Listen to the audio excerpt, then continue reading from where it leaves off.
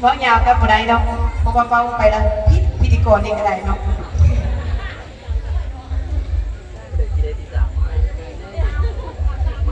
ผู้ช่วยของหลังพิธีกรนี่ตื่นเต้นเด้ออย่าช่วยตื่นเต้นแหงว่าบ่ได้เนาะหมายเลขเนาะที่จะได้อันดับที่3เนาะในการประกวดนางสาวอาภรณ์ได้แก่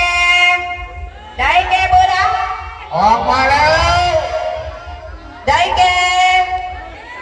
น้องนางสายาส่งหมายเลขอันดับที่เต้นมาได้ตูนไทยสายาส่ง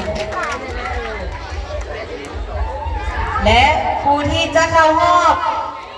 ได้อันดับที่2ได้แก่เบอร์หมายเลขน้องนางมาริสาตูนไทยตูนไทยมาริสาเบอร์14เลขอันดับที่จะได้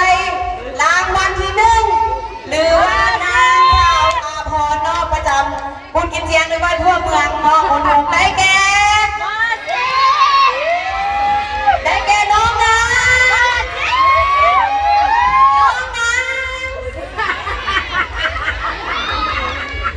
น้องนางลัทธิดาเป็นใครที่ไม่ได้รับเลือกขอเสียงปรบมือดังๆเลย นี่คือเบอร์3น้องนางสาวน้องที่จะที่ได้1อันดับ1 2และ3น้องและต่อไปน้องขอเชิญท่านอาจารย์รังไสพรหมชันน้องขึ้นมอบรางวัลชมเชย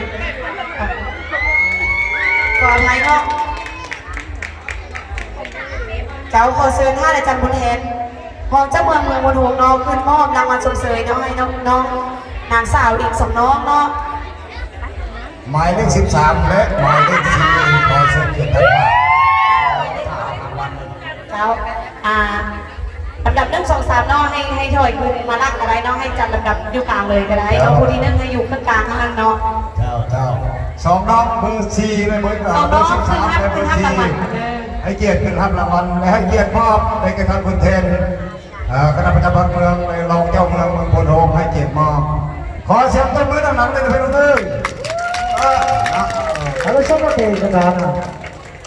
Desi Hanaya waktu lưu thao để chấp nhận một người mua được số tiền cho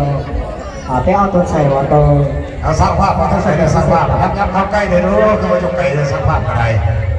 ใครจะมีโกศกสวยเนาะเพราะว่าพิธีกรนี่ตอนนี้ตื่นเต้นแหงเมาจนบันไดพิษชื่อไปบนเลยเนาะเจ้าพี่ไม่งามคนนี้เลยน้องเด้อไอ้บุญแท่งคือกันเด้อให้งามก็ดีเด้อขอเสียงตบมือส่งเสริมเด้และสำหรับน้องๆน้อง3น้องที่ได้อันดับ1 2 3มื้อนี้เนาะเขาจะมอบรางวัลให้เนาะจะมอบอีกเพื่อ1ในวันที่5 เดือน1 ปี 2020อยู่ที่เวทีการหรือว่าเวทีใหญ่เนาะคอนเสิร์ตของเขาในเวลา8 โมงเนาะสำหรับมื้อนี้ขอแห่งใจตบมือส่งเสริมดังๆเลย